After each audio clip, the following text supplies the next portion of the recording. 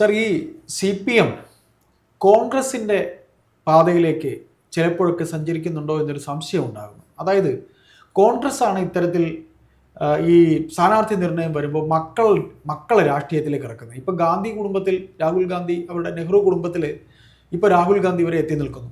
അവർ ഇനിയിപ്പോൾ അങ്ങോട്ട് പോകുന്നവർ അവരുടെ ചെറുമക്കളൊക്കെ, സോണിയാഗാന്ധിയുടെ ചെറുമക്കൾ, രാഹുൽ ഗാന്ധിയുടെ പ്രിയങ്കയുടെ മക്കളൊക്കെ രാഷ്ട്രീയത്തിൽ വരും. ഇവിടെ ഇപ്പോൾ കേൾക്കുന്ന ഇത്രയും വളച്ചു കെട്ടി പറയുന്ന മറ്റൊന്നുമല്ല, VSന്റെ മകനെ ആലപ്പുഴ സ്ഥാനാർത്ഥിയാക്കാൻ CPM ആലോചിക്കുന്നു. കോടിയേരിയുടെ മകൻ ബിനീഷ് കോടിയേരിയെയും സ്ഥാനാർത്ഥിയാക്കാൻ CPM തീരുമാനിക്കുന്നു. അതൊക്കെ ഒരു ക്ലീഷയല്ലേ? എന്ത് തോന്നുന്നു സാറിന്? ക്ലീഷയല്ല, അത് എല്ലാവരും ഇടതുപക്ഷത്തിൻ്റെ പ്രചരണപരമായ ഏറ്റവും വലിയ കഴിവ് എന്ന് പറയുന്നത് അവർ ചെയ്യുന്ന മുഴുവൻ തെറ്റുകളും അല്ലെ തെറ്റായി വ്യാഖ്യാനിക്കപ്പെടാവുന്ന കാര്യങ്ങൾ അതിൻ്റെ എല്ലാം പിതൃത്വം കോൺഗ്രസ്സിൽ വയ്ക്കും. കോൺഗ്രസ് ഉള്ളപ്പോൾ തന്നെ മുരളീധരൻ മത്സരിക്കുന്നതിന് മുമ്പ് തന്നെ ശങ്കരൻ നമ്പൂതിരിപ്പാടിന് ശ്രീധരൻ മത്സരിച്ചു. ശങ്കരൻ നമ്പൂതിരിപ്പാടിൻ്റെ മകൻ മത്സരിക്കുന്നു. അതുപോലെ നേതാക്കന്മാരുടെ മക്കൾ എത്ര പേര് വന്നു, RSPയിൽ എത്ര പേര് വന്നു, ബാബുദിവാരനാരാ? അതെ. അപ്പോൾ ഇതെല്ലാ പാർട്ടിയിലും സൗകര്യപൂർവ്വം നടന്നുകൊണ്ടിരിക്കുന്നൊരു കലാപരിപാടിയാണ്. പക്ഷേ കോൺഗ്രസ്സുകാർ ചെയ്യുമ്പോൾ മുരളി മത്സരിച്ചാൽ അത് ഭയങ്കര സംഭവമാണ്. സോണിയാഗാന്ധിയുടെ മക്കളെ കൊണ്ടുവരുന്നതിനെ പറ്റി അല്ലെ കോൺഗ്രസ് കൊണ്ടുവരുന്നതിനെ പറ്റി BJP പറയുമ്പോൾ തന്നെ ഇവിടെ കരുണാകരൻ്റെ മകൾ പത്മജ തെവന്നുകൊണ്ട് വരിക. പത്മജയുടെ ക്രെഡിബിലിറ്റി എന്താണോ അല്ലെ വോട്ട് പിടിക്കാനുള്ള കപ്പാസിറ്റി അല്ല കരുണാകരൻ്റെ മകൾ പത്മജ കൊണ്ടുവരുന്നത്. പത്മജ ഒരു പബ്ലിക് ഫിഗർ ആയിരുന്നില്ല, ഒരിക്കലുമല്ല, ഇപ്പോഴുമല്ല. ഇപ്പോൾ കരുണാകരൻ്റെ മകൾ പത്മജയെ കോൺഗ്രസ്സുകാരെ ഞങ്ങളുടെ കൂട്ടത്തിൽ കൊണ്ടുവന്നിരിക്കുന്നു. ഈ ഇമ്പ്രഷൻ പുറത്തേക്ക് കൊടുക്കാനാണ് നോക്കുന്നത്. കരുണാകരനെ ആ കാര്യം ഏറ്റവും കൂടുതൽ തെളിയിക്കട്ടെ കരുണാകരനെ, കിങ്ങിണിക്കൂട്ടൻ അല്ലേ, മുരളിയെ എന്തെല്ലാം തരത്തിൽ അപഹസിക്കാമോ പരിഹസിക്കാമോ ആ രീതിയിലെല്ലാം മുരളിയെ ചവിട്ടിത്താഴ്ത്താൻ കരിവാരി തേക്കാൻ ഇവരെല്ലാം മത്സരിച്ചു. പത്രങ്ങളും മാധ്യമങ്ങളും മത്സരിച്ചു. ഏറ്റവും പ്രധാന മാധ്യമങ്ങളിൽ നിന്ന് മാതൃഭൂമിയായിരുന്നു, വീരേന്ദ്രകുമാറായിരുന്നു. വീരേന്ദ്രകുമാരൻ തോൽപ്പിച്ചത് മുരളീധരനാണ്. പക്ഷേ വീരേന്ദ്രകുമാറിൻ്റെ മകനാരായിപ്പം? അതെ. ശ്രേയസ് കുമാർ എവിടെയാണ് നിൽക്കുന്നത്? അതെ. ശ്രേയസ് കുമാർ വീരേന്ദ്രകുമാറിൻ്റെ മകനല്ലേ? അതെ.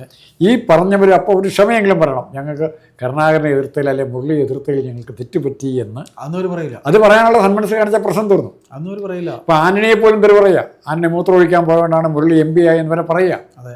അപ്പോൾ അങ്ങനെ ഇവരൊക്കെ എങ്ങനെ MP ആയത്? എങ്ങനെ? എത്ര പേരുടെ പേര് നമുക്ക് പറയാം ഓരോ സ്ഥലത്തും. അപ്പോൾ ഇപ്പോൾ VSന്റെ മകനെ എന്തിനാണ് ഇവർ സ്ഥാനാർത്ഥിയാക്കുന്നത്? VSനോട് കാണിച്ച നീതികേടാണോ, അല്ലെങ്കിൽ VSനോട് ജനം ഇപ്പോൾ അദ്ദേഹത്തിൻ്റെ മരണത്തിന് ശേഷം അദ്ദേഹത്തിൻ്റെ അദ്ദേഹം ഇത്രയും ജനപ്രിയനായിരുന്നു എന്നുള്ളത് കണ്ടിട്ട് എന്തെങ്കിലും അദ്ദേഹത്തിൻ്റെ മകനും അദ്ദേഹത്തിൻ്റെ കുടുംബത്തിനും വേണ്ടി ചെയ്യുന്നതായിട്ടാണോ? എങ്ങനെയാണ് സാറിന് തോന്നുന്നത്? VS എന്ന് പറഞ്ഞാൽ എത്ര CPMൽ പ്രവർത്തിക്കുന്ന കമ്മ്യൂണിസ്റ്റ് പാർട്ടിയോട് എന്തെങ്കിലും സ്നേഹം കാണിക്കുന്ന എല്ലാവരും VSൻ്റെ മരണവും VSനുണ്ടായ അനുഭവങ്ങളും ഒരു വലിയ ഭാരം പോലെ മനസ്സിൽ പേർന്നവരാണ്. ഒരു നിവൃത്തിയില്ലാത്തതുകൊണ്ട് മാത്രമാണ് കമ്മ്യൂണിസ്റ്റ് പാർട്ടിക്കെതിരായി നിൽക്കാൻ അരിവാൾ ചുറ്റിക നക്ഷത്രത്തെ തള്ളിപ്പറയാൻ മടികൊണ്ട് മാത്രമാണ് അവർ പിണറായി വിജയൻ ജയ് വിളിക്കുന്നത്. അവർ അംഗീകരിക്കുന്ന കാര്യങ്ങളല്ല ഇത്, അവർ അപ്രൂവ് ചെയ്യുന്ന കാര്യങ്ങളല്ല. നയപരമായും നേതൃപരമായും സംഘടനാപരമായും CPMൽ നിന്ന് നടക്കുന്ന വൃത്തികേടുകളെക്കുറിച്ച് നമ്മളെക്കാളൊക്കെ ഇരട്ടി ബോധം ഇവർക്കുണ്ട്. ആ ബോധത്തിന് നമ്മളെ അടർത്തി മാറ്റാൻ കമ്മ്യൂണിസ്റ്റ് പാർട്ടിയുടെ അണികളെ വെറും അടിമകളായിട്ട് തന്നെ കൊണ്ടു നടക്കാൻ നടത്തിയ ശ്രമത്തിൻ്റെ മറ്റൊരു ഭാഗമായിരുന്നു ജയിലിലേക്ക് കോടതി ശിക്ഷിച്ചയച്ചവർക്കുള്ള സ്വീകരണം. ചെറുപ്പക്കാരൊന്നും മുദ്രാവാക്യം വിളിക്കുന്നത് കണ്ടില്ലേ, അഭിവാദനം അർപ്പിക്കുന്നുണ്ട്. എന്ത് കാര്യത്തിനാണ്, ഏത് വിഷയത്തിലാണ് ഇവർ അഭിവാദനം അർപ്പിക്കുന്നത്? ഈ ചെറുപ്പക്കാരെ അങ്ങനെ കമ്മിറ്റ് ചെയ്യുകയാണ്. നാടിൻ മോചനത്തിന് വേണ്ടി അവർ. അതുപോലെ ശൈലജ ടീച്ചറും തീർന്നു. ശൈലജ ടീച്ചറെ അവിടെ കൊണ്ട് കുടുക്കിലാക്കി. വീണ്ടും വടകര മത്സരിച്ച് തോൽപ്പിച്ചതിനൊക്കെ അതുകൊണ്ടും പോരാഞ്ഞിട്ട് വീണ്ടും പിന്നീട് അരിശം തീരാഞ്ഞിട്ട് പിന്നെ ഈ കുടുക്കിലും ശൈലജ ടീച്ചറെ ആക്കി. സമ്മതിക്കുമാരെങ്കിലും ആലോചിച്ച് നോക്ക്. ഓരോ കമ്മ്യൂണിസ്റ്റുകാരുടെ മനസ്സിൽ മാത്രമല്ല ജനാധിപത്യവാദികളുടെ മുഴുവൻ മനസ്സിൽ ഈ ചിത്രം നിൽക്കുകയാണ്. അല്ല, ശൈലജ ടീച്ചർ പോയെന്നുണ്ടെങ്കിൽ മുഖ്യമന്ത്രിക്കും പോകാമായിരുന്നു അവിടെ. മുഖ്യമന്ത്രിക്ക് പോകേണ്ട, മുഖ്യമന്ത്രിക്ക് മറ്റുള്ളവരെ വിട്ടാലല്ലേ ഞാൻ മിടുക്കനാന്നിരിക്കാൻ പറ്റുള്ളൂ. മുഖ്യമന്ത്രി പോയാൽ തീർന്നില്ലേ? ശൈലജ മുഖ്യമന്ത്രി അയക്കാമായിരുന്നു, വേറെയൊക്കെ CPM മന്ത്രിമാരെ അയക്കാമായിരുന്നു. അച്യുതാനന്ദനെ ഭയപ്പെടുന്ന ശൈലജയെ ഇവർ ഭയപ്പെടുന്നു എന്ന് വിചാരിച്ചാൽ മതി. നാളെ ശൈലജ ജയിച്ചു വന്ന് ഒരു മുഖ്യമന്ത്രി സ്ഥാനത്തൊക്കെ ക്ലെയിമുമായിട്ട് വരരുത്. ശൈലജ ജയിക്കുക അല്ലെങ്കിൽ സീറ്റ് കൊടുക്കാതിരിക്കുക ചെയ്യാൻ്റെ കാരണം കഴിയുമ്പോൾ ആരെങ്കിലും ഒബ്ജക്ഷൻ പറയും, പാർട്ടി തന്നെ ഒബ്ജക്ഷൻ പറയും. ഇങ്ങനെ കൊലപ്പുള്ളിക്ക് സ്വീകരണം കൊടുക്കാൻ പോയ ശൈലജ എങ്ങനെയാണ് സ്ഥാനാർത്ഥിയാകുന്നത്? ഇടതുപക്ഷത്തിൻ്റെ സ്ഥാനാർത്ഥിയാണ്. അപ്പോൾ ധാർമ്മികത പറയും, സ്വരാജ് വേണേൽ പറയുമല്ലോ ശൈലജ സ്ഥാനാർത്ഥിയാക്കരുത്, ഇന്ന സ്വീകരണത്തിന് പോയതാണ്. ഈ സ്വീകരണത്തിന് പോകാനുള്ള പശ്ചാത്തലം ഒരുക്കിയവർ തന്നെയായിരിക്കും ഇത് പറയും. സാർ, അപ്പോൾ നമുക്ക് ഈ വി എസിന്റെ മകനെ ആക്കുന്ന പറയുന്ന പോലെ കൊടിയേരിയുടെ മകനും ആകുന്ന അല്ല, അതിലേക്ക് തന്നെ വി എസിൻ്റെ മകനെ, കൊടിയേരിയുടെ മകനെ ഇവരെ കൊണ്ടുവരുമ്പം എന്താണ് അതുകൊണ്ട് മാർക്സിസ്റ്റ് പാർട്ടിക്ക് നേട്ടം ഉണ്ടാകാൻ പോകുന്നത്? അവർ ഉദ്ദേശിക്കുന്ന വി എസിനോടുള്ള സ്നേഹം അത് അവരുടെ മകനോട് ജനത്തിന് കാണും. പിന്നെ ആലപ്പുഴ അദ്ദേഹത്തിൻ്റെ ഒരു മുഖമായി നിർത്തി മത്സരിക്കാം. പിന്നെ ബിനീഷ് കൊടിയേരിയെ നിർത്തുമ്പോൾ ബിനീഷ് കൊടിയേരി കണ്ണൂർ ഏതെങ്കിലും ഒരു സീറ്റ് കൊടുക്കാം. അങ്ങനെയൊക്കെയാണോ അറിയില്ല. ബിനീഷ് കൊടിയേരിയുടെ കാര്യം എത്രത്തോളം ഉറപ്പുണ്ടെന്ന് അറിയില്ല. പക്ഷേ വി എസിൻ്റെ മകനെ സ്ഥാനാർത്ഥിയാക്കുമെന്ന് പറയുന്നുണ്ട്. വി എസിനോട് ഒരു കടപ്പാട് തീർക്കാനുണ്ടെന്നുണ്ടെങ്കിൽ, സി പി എമ്മിന് വി എസിനോടൊരു കടപ്പാട് തീർക്കാൻ ഉണ്ടെന്നുണ്ടെങ്കിൽ നാളെ വി എസിൻ്റെ മകനെ സ്ഥാനാർത്ഥിയാക്കാം. വേണമെങ്കിൽ അല്ല സ്പോർട്സോ ഫിഷറീസ് ഏതെങ്കിലും ഒരു വകുപ്പ് കൊടുക്കുകയും മന്ത്രിയും ആക്കാം. നാളെ പിണറായി വിജയൻ ജീവിച്ചിരിക്കുന്ന കാലത്തോളം അരുൺകുമാറിൻ്റെ ഭാഗത്ത് നിന്ന് ശല്യം ഉണ്ടാകില്ല. അല്ലെങ്കിൽ നമ്മളിപ്പോൾ ഒരു കാര്യം മനസ്സിലാക്കാനുള്ളത്, വി എസ് ആശുപത്രി കിടന്നു, SCT ആശുപത്രി കിടന്നു. അദ്ദേഹത്തിന്റെ ശരിക്കും അദ്ദേഹം മരണപ്പെട്ടു എന്ന് പ്രഖ്യാപനം വരുന്നത് തന്നെ പാർട്ടി സെക്രട്ടറിയെയും മുഖ്യമന്ത്രിയെയും വിളിച്ച് ഈ മകൻ വിളിച്ച് കാണിച്ച് കൺഫർമേഷൻ വാങ്ങിച്ചിട്ടൊക്കെയാണ് മരണവിവരം. അതേ പറയാൻ പറ്റുള്ളൂ. കമ്മ്യൂണിസ്റ്റ് പാർട്ടി അങ്ങനെയാണ്. കണ്ട് പേടിക്കുന്നുണ്ട് ആ ചെറുപ്പക്കാരൻ. അല്ലല്ല, അദ്ദേഹത്തിന്റെ കൈകളും ശുദ്ധമല്ല. കയർഫെഡ് ഇന്ത്യയുടെ ചെയർമാനായിരുന്നപ്പോൾ അദ്ദേഹത്തിന്റെ പേരിൽ ആരോപണങ്ങൾ വന്നിട്ടുണ്ട്. സർ, കയർഫെഡിന്റെ ചെയർമാൻ അല്ല, അദ്ദേഹത്തിന് ഇപ്പൊ IHRDയുടെ ഇപ്പൊ നിയമിച്ചിരിക്കുന്നില്ല. അത് ലേറ്റസ്റ്റ് നിയമനം. രാജീവ് ഗാന്ധി സ്റ്റഡീസ് അതും അല്ല, IHRD അതും കോടതി ചോദ്യം ചെയ്യപ്പെടുക. അതും കോടതി ചോദ്യം ചെയ്തിട്ടുണ്ട്. അപ്പൊ അർഹതയില്ലാത്ത സ്ഥാനമാനങ്ങൾ കൊടുത്ത് അത് പിണറായി വിജയൻ ചെയ്തൊരു കുരുക്ക. അത് സമ്പത്തിനെ കുരുക്കി അവിടെ കേന്ദ്രമന്ത്രിയായി കൊണ്ടുപോയി. അല്ല, മന്ത്രിസ്ഥാനം എന്നാ മന്ത്രിസ്ഥാനക്ക് തുല്യമായിട്ടുള്ള അദ്ദേഹത്തിന് ഇപ്പം KV തോമസ് ഇരിക്കുന്ന പോസ്റ്റ് സമ്പത്തിനെ കൊണ്ടിരുത്തി രണ്ടുപേരെ നശിപ്പിച്ചു. KV തോമസിനെ നശിച്ചില്ല, ഓളമെല്ലാം പോരട്ടെന്ന് വയ്ക്കും. കിട്ടുന്ന ലാഭം സമ്പത്തിനെ നശിപ്പിച്ചില്ലേ? ഇവിടെ അടുത്ത് വളർന്നു വരേണ്ടിയിരുന്ന ചെറുപ്പക്കാരനാണ് സമ്പത്ത്. എല്ലാം കൊണ്ടും, വിദ്യാഭ്യാസം കൊണ്ട്, യോഗ്യത കൊണ്ട്, സംസാരിക്കാനുള്ള കഴിവുകൊണ്ട്, ഇനി പാർട്ടി പാരമ്പര്യം കൊണ്ട് അല്ലെങ്കിൽ കുടുംബ പാരമ്പര്യം കൊണ്ടാണെങ്കിൽ ഇപ്പോൾ വരാൻ അർഹതപ്പെട്ടയാളാണ് സമ്പത്ത്. എന്തിനാ സമ്പത്ത് വരാതെ? സമ്പത്ത് വന്നപ്പോഴും മകനാന്ന് പറഞ്ഞില്ല.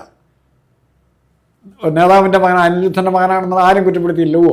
ഇല്ല, അദ്ദേഹത്തിന് കഴിവുണ്ടായിരുന്നു. കഴിവ് അപ്പൊ ഇത് തുടക്കം മുതൽ അദ്ദേഹത്തിന്റെ അച്ഛൻ അടിയന്തരാവസ്ഥ കാലത്ത് ജയിലിൽ കിടന്ന വോട്ട് ചോദിച്ചു പോയത് ഈ സമ്പത്താ പോയത്. അപ്പൊ കഴിവുണ്ട്. സമ്പത്ത് അല്ല, ഞാൻ പറഞ്ഞ പോലെ പ്രസംഗിക്കണം, നല്ല പ്രാസംഗികൻ, നല്ല വിവരമുള്ള പ്രാസംഗികർ, ഒരു പൈലറ്റ് പ്രാസംഗികനായിരുന്നു. ഇവരൊക്കെ EK നായരൊക്കെ വരുന്നതിന് മുമ്പ്, EMS വരുന്നതിന് മുമ്പ്.